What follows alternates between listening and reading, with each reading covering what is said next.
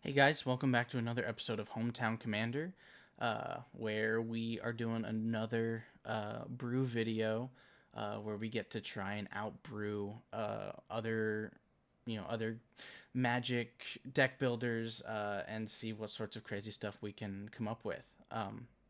As you can tell, I am not your usual charming host that is Millsy. Today is my debut, and what better way to debut than to showcase something that is near and dear to my heart with some of these Lord of the Rings Tales of Middle Earth magic cards. Um, Holy cow.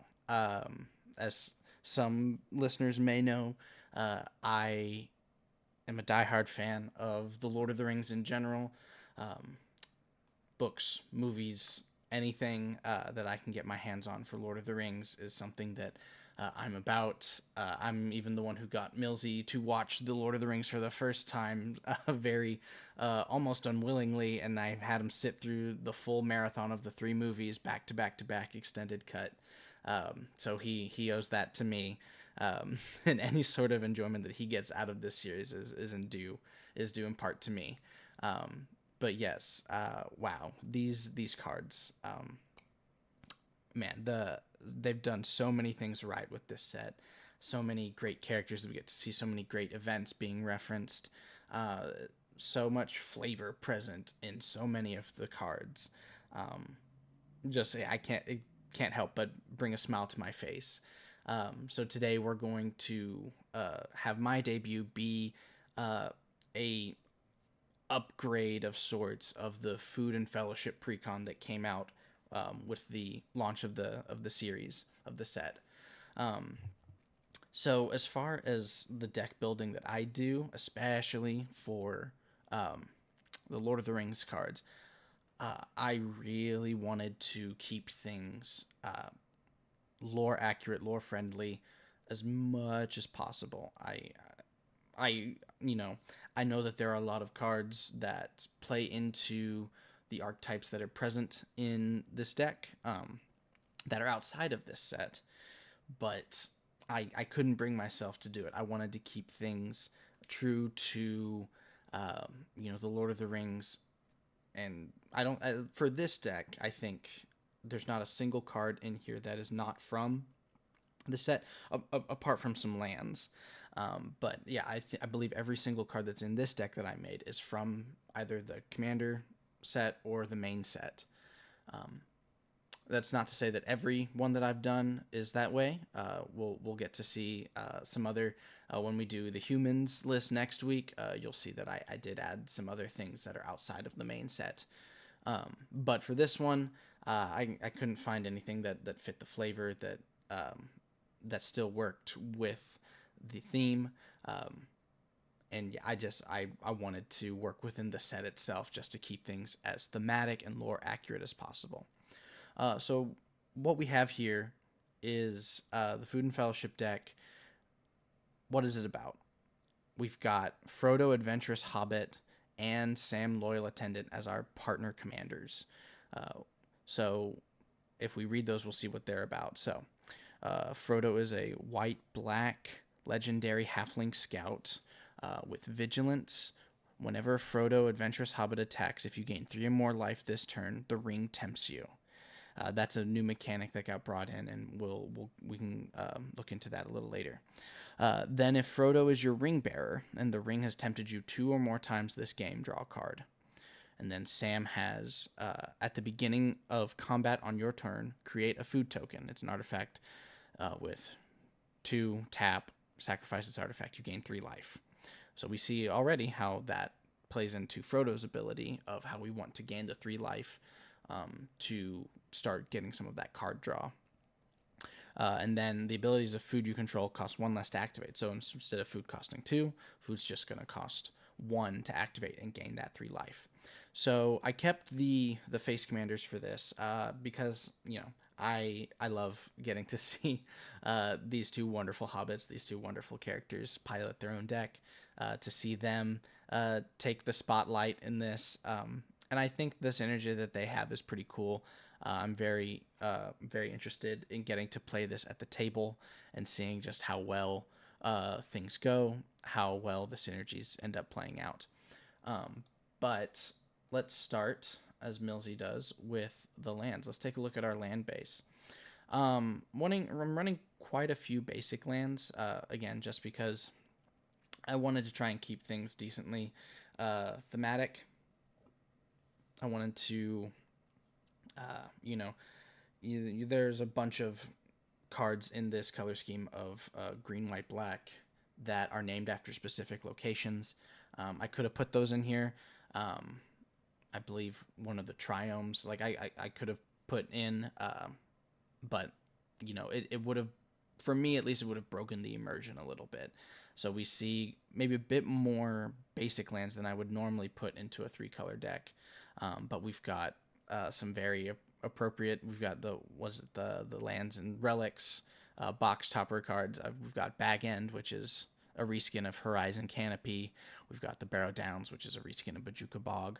Very, very great flavor text with the graveyard, not synergy, but the graveyard effect, and having the hobbits go visit the Barrow Downs, and captured by the wights, the undead that are there.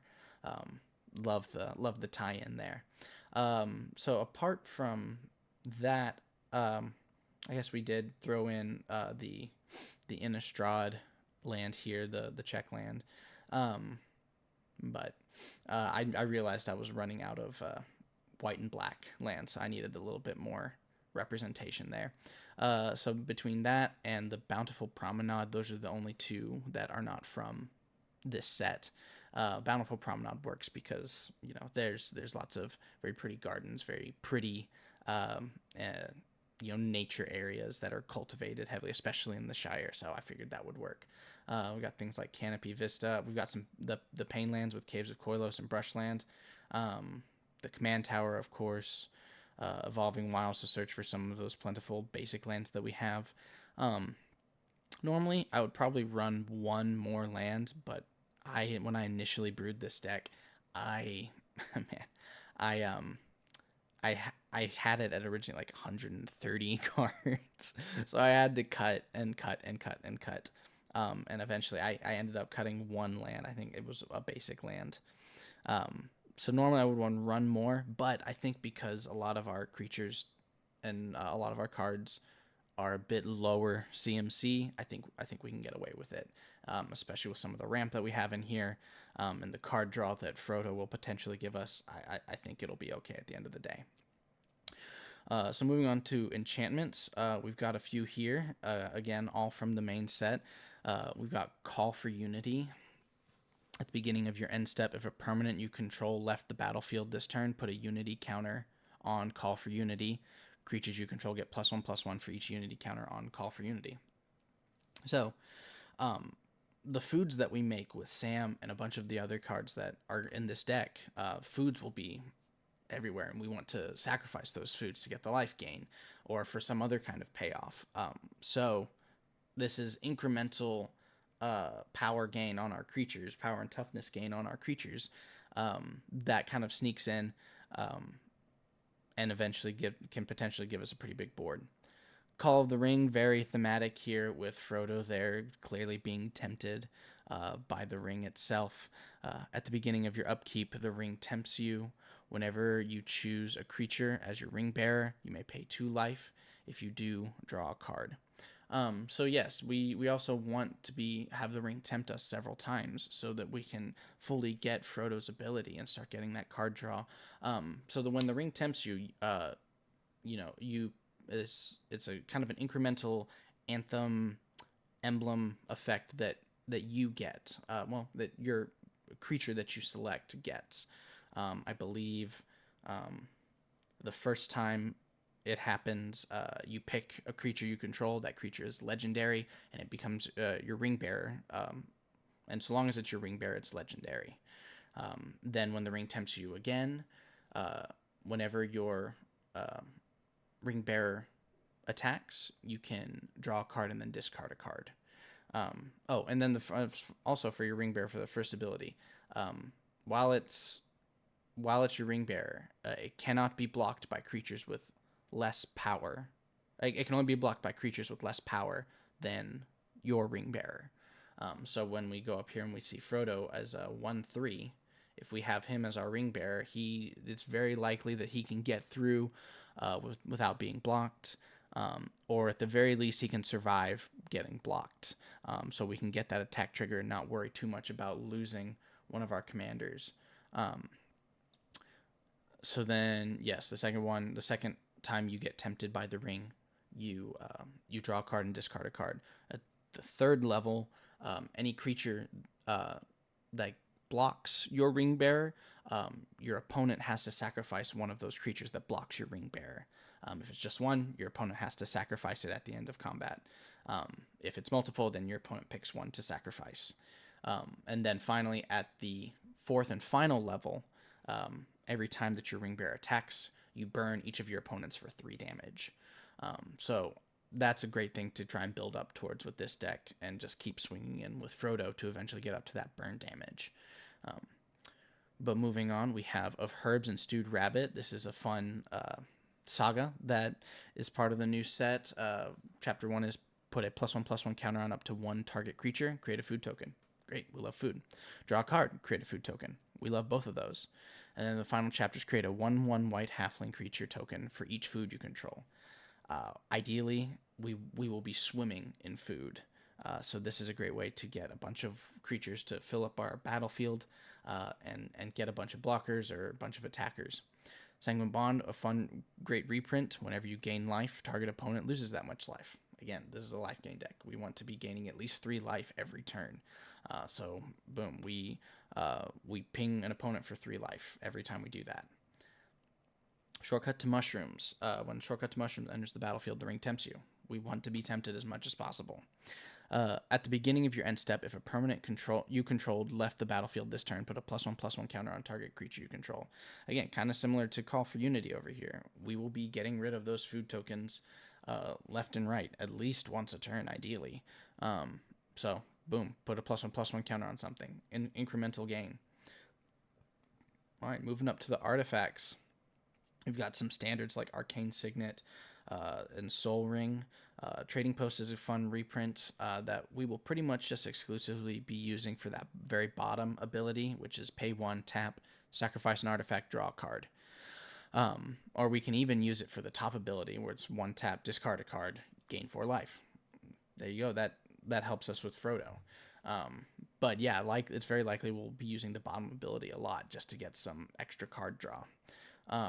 Some new everything else is Well of Lost Dreams and the Party Tree. Beautiful, beautiful Party Tree. The reskin of the Great Henge. A very, very powerful, very, very strong and popular green artifact.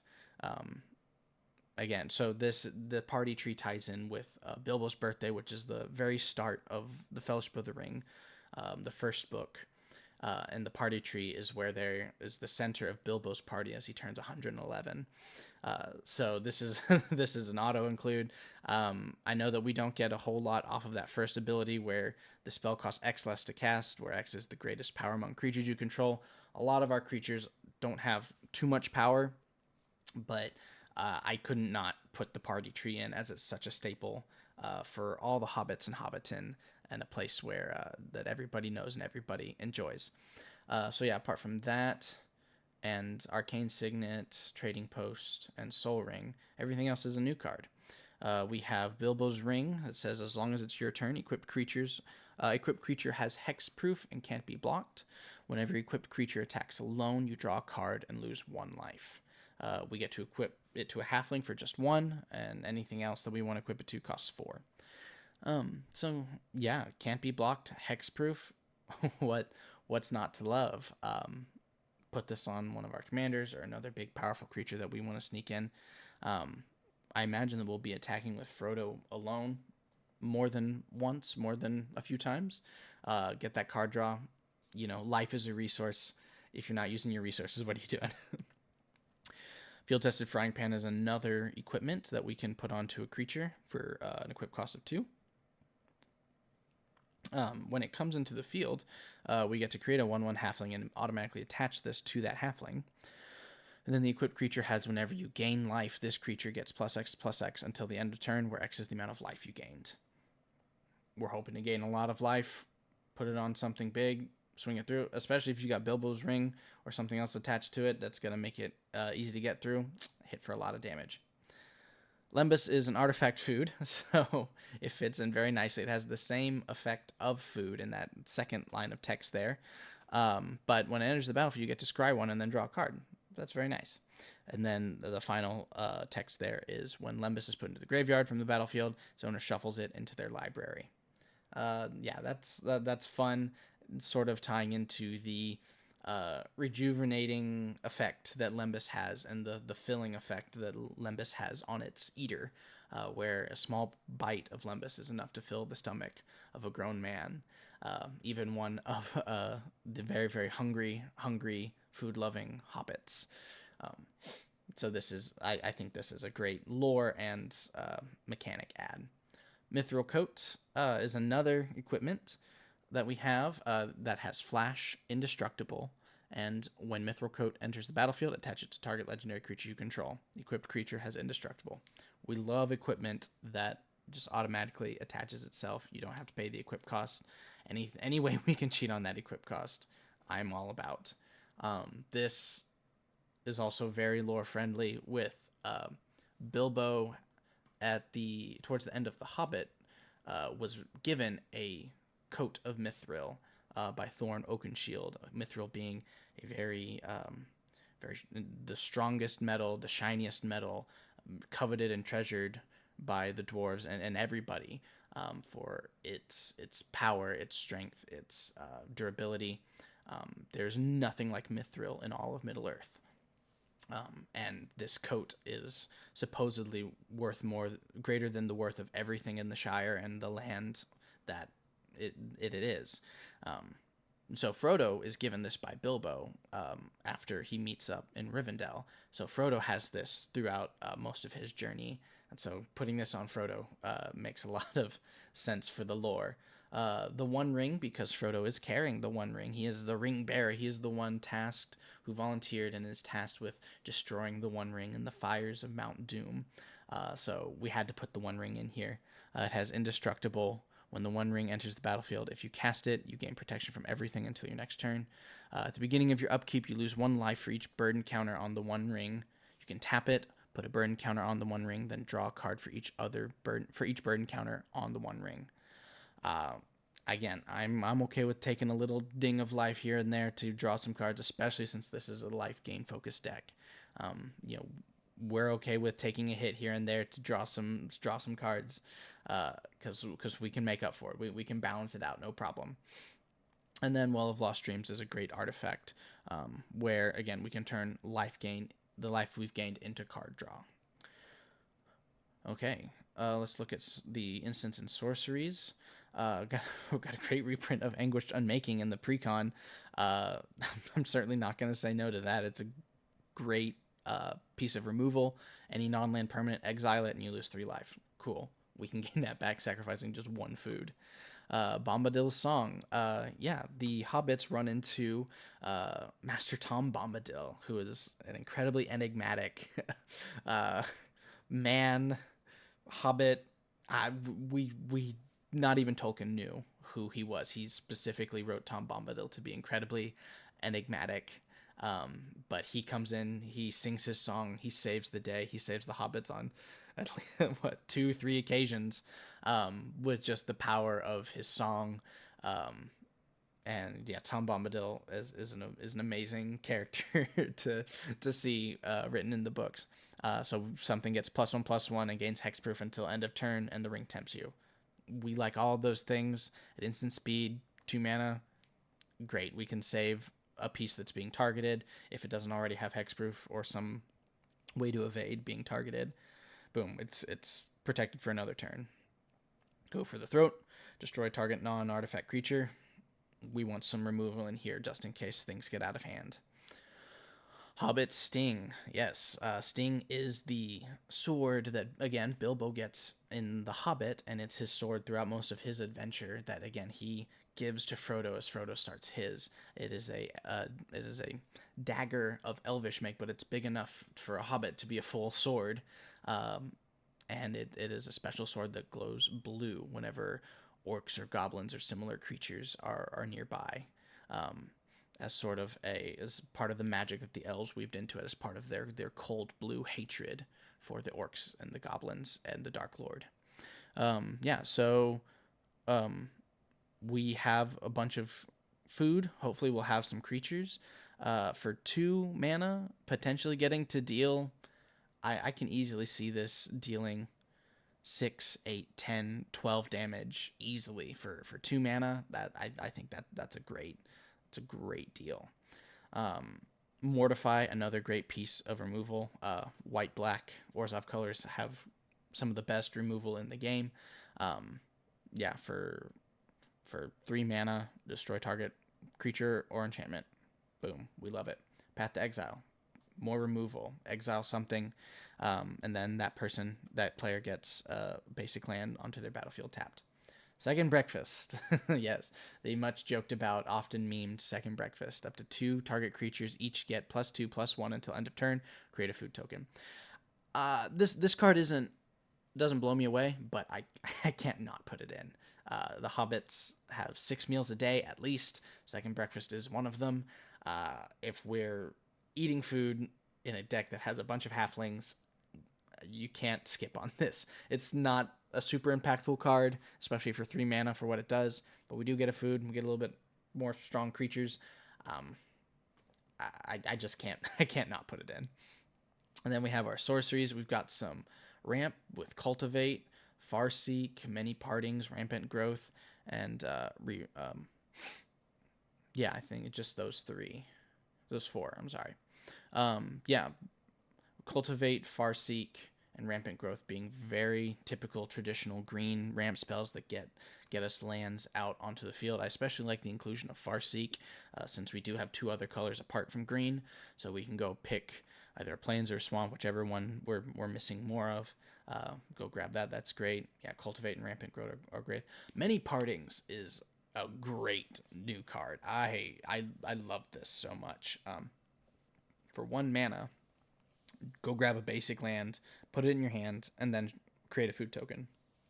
That's a lot of good stuff for just 1 mana. I know these others put those lands out onto the battlefield, but chances are you've got 1 mana anyways. You can play this on your main phase, go grab it, put the land down, and you've got a food token to work with. Like, it's great. I love this card for 1 mana. That's amazing.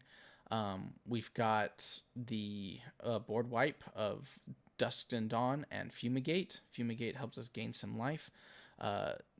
Dusk and Dawn, play to our strength of not having incredibly powerful creatures for the most part. A lot of 1, 2, and 3 powered creatures. Same with Battle of the Bywater.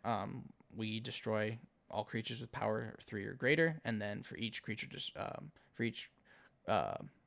creature we control after this, we get to create a food token. It's beautiful. Poetry. Revive the Shire. We get to bring a permanent card from our graveyard back to our hand and create a food token. For 2 mana, I'll take some graveyard recursion. Sam's Desperate Rescue is a new card. I love this scene where Sam comes to save the day, comes to save his master Frodo. And again, more bringing cards from the graveyard. If we have something that we like in our graveyard, we get to bring it back, and the ring tempts us. Again, we'll take as much ring tempting us as we can, work our way up to that burn. And then Night's Whisper is a wonderful card that I work in just about every deck I have that has black. I love the art for this, showing the effect that the ring has on Frodo, the sort of smothering effect, that how it grows in Frodo's mind. Draw 2 cards, lose 2 life. What's not to like? All right, now we're finally up to the creatures. Again, everything here, I believe, is from either the main set or from the Commander series. Let's just get through it. Aragorn, Company Leader. I love Aragorn. Honestly, I just wanted to put Aragorn in this, and it sort of also ties in reminiscently when when Aragorn first meets the 4 hobbits. Frodo, Sam, Merry, and Pippin, and he sort of becomes the de facto leader of the 5 of them and leads them through the wilds. I thought that was a nice include.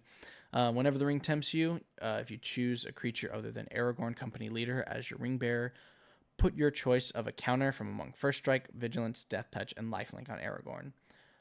Whenever you put one or more counters on Aragorn, put one of each of those kinds of counters on up to one other target creature. So, this is nice keyword soup. We've got a little bit of +1/+1 synergy in the deck. Not a whole lot, but some with some cards. So we can get some benefit out of that and sort of double up on these keywords and on potentially some of these +1/+1 counters. Putting Lifelink or Death Touch on Frodo. Again, he's going to be our main attacker. He's the one who's we need to get the most use out of. Banquet Guest. This is a wonderful card. Affinity for food. Trample and Banquet Guest enters the battlefield with twice X +1/+1 counters on it. We can pay 2 to sacrifice a food, and this card becomes indestructible until end of turn. Wow, yeah, so we're going to be swimming in food, even if not. Like, let's say we only got like 2 or 3 food out. That's still 2 or 3 free mana to put into this card, pay the rest with regular mana, and, I can easily see this being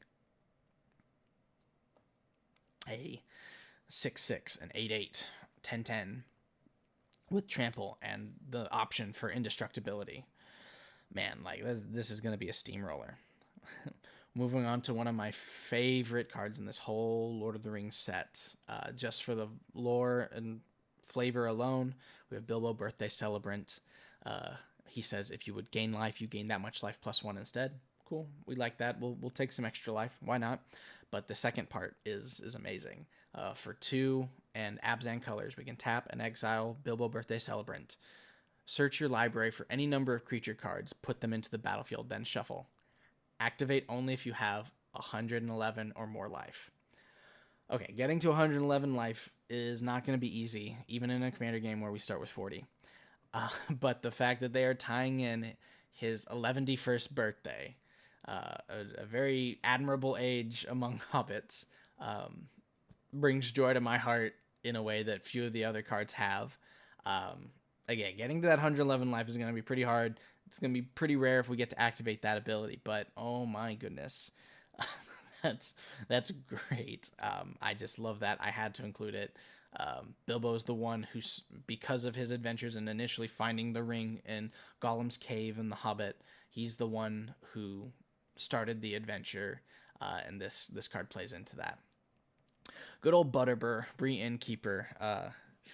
He's one of the few humans that we have in here, but he cares about food. If we don't have a food at our end step, create one. If all else is lost and we're just desperately needing a food, boom, we have one for our next turn. Not the best card, but again, with the connection that he has with the Hobbits, I found it hard to pull him out, to keep him out. I think his addition is just very flavorful, and the way that he helps the Hobbits when they reach his Inn of the Prancing Pony. So yeah, it's a little bit of help, but not as much as maybe we would like to see. Delighted Halfling. This is going to be one of the big cards of the set, where you can tap it to add colorless mana, or tap it to add 1 mana of any color. Spend this mana only to cast legendary spells, and that spell can't be countered. This is going to be a crazy card that any deck that runs green and commander will want. Especially you cast through your commander can't be countered. Yeah, everybody loves this card. This is going to be amazing. And it's a halfling. It fits in with our theme. Works great. East Farthing Farmer. When East Farthing Farmer enters the battlefield, create a food token. When you do, create target creature you control gets +1/+1 until end of turn for each food you control. That's at least +1/+1, but I imagine that we will get a lot more than just +1/+1. So this is a nice little ETB of pumping up one creature before we swing in with it. Again, we can probably do Frodo, or if there's some other creatures in here that might benefit from that as well. Eleanor Gardner. This is Sam's daughter, and again, I had a hard time saying no to putting her in here. So getting to see even sort of beyond the events of the Lord of the Rings, makes me very happy to see Sam's daughter get some representation outside of the end of the trilogy of books. When Eleanor Gardner enters the battlefield, create a food token. At the beginning of your end step, if you sacrificed a food this turn, you may search your library for a basic land, put that card onto the battlefield tapped, and then shuffle. So nice little ramp. Get you sacrifice a food, go get yourself a basic land. Farmer Cotton is very similar in with Banquet Guest, where it's another X spell. And whenever you cast it, Farmer Cotton enters the battlefield. You create X1/1 white halfling tokens and X food tokens. Dump a bunch of mana into this. Go wide. Get a bunch of food tokens that you can then do all sorts of crazy shenanigans with. Pure profit. Feasting Hobbit. Devour food. That's a mechanic we haven't seen in a while. As this enters the battlefield, you may sacrifice any number of foods. This creature enters the battlefield with 3 times that many 1/1 counters on it. Creatures with power less than feasting Hobbit's power can't block it. Again, we're gonna have more food than we know what to do with all the things that we have that create food tokens. But again, even then, that's still gonna be a 5/5 for 2. Yeah, that's great. And then nothing else can block it with less power. This is going to be our alternate win con with Frodo Sauron's Bane. This is a way to just instantly take someone out of the game if you do the sort of level up effect that we've got going on here. Ultimately, you just kind of incrementally power up this version of Frodo. If the ring has tempted you 4 times or more this game and Frodo deals combat damage to a player, that player loses the game. Otherwise, the ring just tempts you, and you get closer to potentially knocking someone out of the game. If you make him your Ringbearer, it's going to be very hard to block him unless they have something with 1 power, which is it's possible, but it's less likely. They can't put some bigger creature in front of it, so that's going to be... This is potentially very game-ending. Gilded Goose is a great reprint. Create a food token. It's continual food token creation, and then we can sacrifice our foods to get some mana. Golem Obsessed Stalker is a great one, where I misread it the first time. He can potentially help us with some of that burn. And by dealing damage, he has Skulk. He can get in and hit again pretty easily, just like Frodo can, or any of our ring bearers. And then at that point, anytime you gain life, so long as Golem Obsessed Stalker is out on the field, any opponent that's been dealt damage by this creature, whenever we gain life, they lose that much life. That's crazy. For the rest of the game, all you have to do is hit him once. That's absolutely crazy. I included both versions of Lobelia Sackville Baggins because she's such a character here. She's stealing the spoons from Bag End because she's always had her eye on the spoon. She's a hobbit, but part of a family that's been very jealous of the wealth of the fame of the Bagginses, as they're sort of the distant cousins, distant relations, and they feel entitled to Bag End and everything in it. So these has to deal with treasure cards with her, looting and getting some treasures once another creature leaves, which is exactly what she does when Bilbo and Frodo leave. She comes in and she tries to steal the spoons and the treasure of Bag End. And then in this one, we can play some of other people's cards.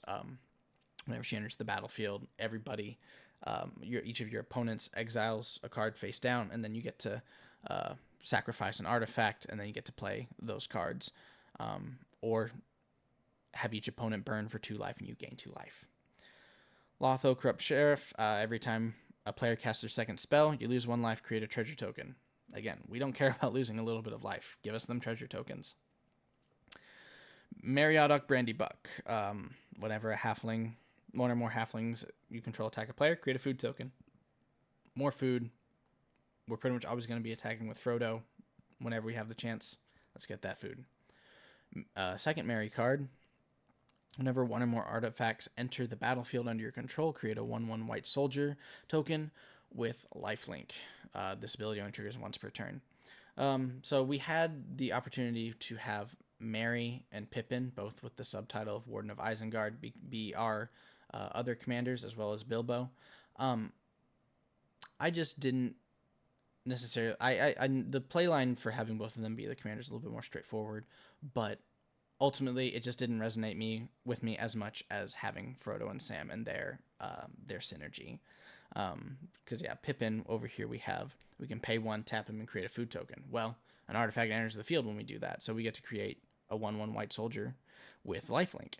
I don't like the only once per turn ability. I think I definitely would have gone with Merry and Pippin if that wasn't there. But then with Pippin, we can then sacrifice 4 foods, and all other creatures you control get +3/+3 and haste. And you can activate that as sorcery speed. So the playline's there. Make some foods, create some creature tokens, sacrifice a bunch of foods, pump everything up. That's potentially a lot of life gain with those soldier tokens that you made. But yeah, I see the playline there, and it's pretty fun to see. Mirkwood Bats, it's a burn for each opponent for 1 life anytime you create or sacrifice a token. We're going to be doing that left, right, and sideways. Mirkwood Bats is great. Very much in line with the adventures that Bilbo had through Mirkwood Forest. Motivated Pony. If you had a food enter the battlefield this turn, attacking creatures you control untap and get +2/+2. Otherwise, whenever Motivated Pony attacks, all attacking creatures get +1/+1.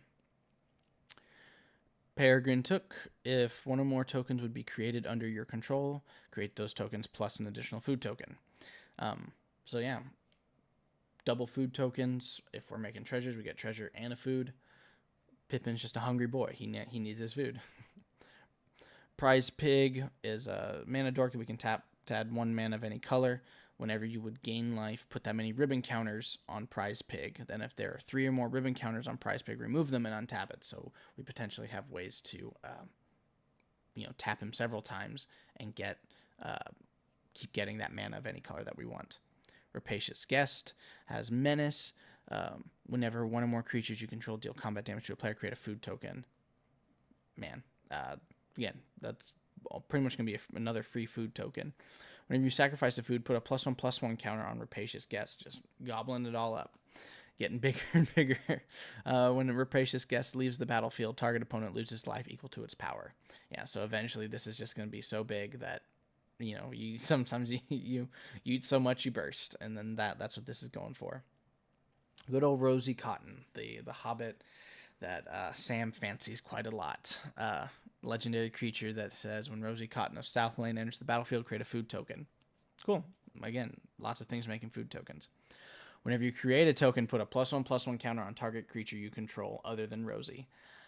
There are ways to bust this wide open. I think there's several, just this and 1 other card that will bust this wide open, create infinite +1/+1 counters, or infinite tokens. But for the sake of this, this is going to help us pump some of our creatures up and get them to be even bigger than they already are pretty easily. All right. Sam says Samwise Gamgee says whenever another non-token creature enters the battlefield under your control, create a food token. Great. If we're going to be playing some creatures, get some more food. Sacrifice 3 foods, return target historic card from your graveyard. Yeah, so Sam is here to help preserve. He is the helper. He is the supporter. He's the one who saves his master from danger time and time again. So here he is doing that, pulling things out of the graveyard at the cost of 3 food. Sam the Stout-Hearted. Yes, we can cast him at. I love this picture. He's here to saving the day. Here to save his master from Shelob in this picture, the giant spider. He has Flash. When Samwise the Stout-Hearted enters the battlefield, choose up to 1 target permanent card in your graveyard that was put there from the battlefield this turn. Return it to your hand, and then the ring tempts you. Let's save the thing that we wanted to stay around and not go in our graveyard. Bring it back to our hand. Either cast it that turn or the next turn. Being able to cast this at instant speed is great. Savvy Hunter is a great reprint that gives us some food tokens when it attacks or blocks, and then some card draw as well for sacrificing 2 food. Shire Sheriff is not my favorite, but again, it checks out. This is part of one of the last chapters of the Return of the King, where the Hobbits are rallied by Frodo, Sam, Merry, and Pippin to take back the Shire after it's been sort of conquered by an exiled Saruman, after he was defeated and exiled from his Tower of Isengard, his Tower of Orthanc. And so here we have the Shire Sheriff coming and rounding up some of the orc minions. And so that's what he does. When it enters the field, you sacrifice a token, and then you exile target creature an opponent controls until Shire Sheriff leaves the battlefield. The Gaffer, this is Sam's father. Well, father, I think. I don't know that it ever fully explains what the relationship is, or I'm just forgetting. But a fatherly figure in Sam's life. At the beginning of each end step, if you gain 3 more life this turn, draw a card. Man, this is so easy to do. We will be, if he's out, we will almost always be drawing a card for sure. Tireless Provisioner, one of the few non-halflings on this list, but you gotta love that landfall. We can create a food token if we need it, a treasure token if we don't. Treebeard. Ooh, big boy Treebeard. He has Trample and Ward 2. When Treebeard, Gracious Host, enters the battlefield, create 2 food tokens. Whenever you gain life, put that many +1/+1 counters on target halfling or tree folk. We can go absolutely nuts with pumping up Treebeard or any of these other halflings that we have here. My goodness. Every time we sacrifice food, that's 3 +1/+1 counters. And with Sam making things cheaper to sack our foods to its own effect, we can do that left, right, and sideways. It's going to be absolutely ridiculous. So this is a great way to pump him up, get that trample damage in, or if there's another creature that we feel like it would work on better, more power to it. So that's everything. Let's do some gold fishing. Let's play test it a little bit and let's see how it works out. Okay, let's see what we got. This is only a 1 land hand, so I think we might need to mulligan. Okay, yeah, this we can work a lot more with this. Okay, so I think to start out, we don't want to come out of the gate with Bajuka Bog. Yeah, since we don't have any, well, let's draw a card first. Yeah, so we don't have any 1-drop, so I'm fine with putting Isolated Chapel out. And then turn 2. Oh, now we're getting maybe a little too many lands. I want to get that Tireless Provisioner out as soon as possible. The Party Tree. Okay, so then let's get this Swamp out just so we now have most of our colors. Yeah, let's bring out Tireless Provisioner. Whoop. Got one too many. Okay, so now then we can get the landfall trigger off of Tireless Provisioner. At this point, I would probably go for the food token and then tap all 4 to bring out. Yeah. Okay, so yeah, I can see how things go. We probably could have brought out our commanders a little earlier at this point, but especially start getting some of the ring tempting. But yeah, here, let's go again. Let's see. Got a couple lands.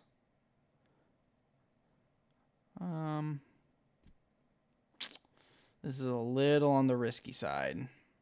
I think I would personally mulligan. And we got something even worse. Okay. Yeah, I think we'll mulligan and go down to 6. Yeah, I think we'll have to. Let's get rid of this second breakfast. Okay. So now we draw. All right. Let's get down. Let's get down this fortified village. We can reveal the plains. Good old back end. Let's put down swamp. Let's change things up a little bit. Let's bring out Frodo so that we can start swinging with him on the next turn. Ooh, we have Sauron's Bane. We can keep this maybe for a little bit later. Let's play our land. Let's get the Tireless Provisioner out there.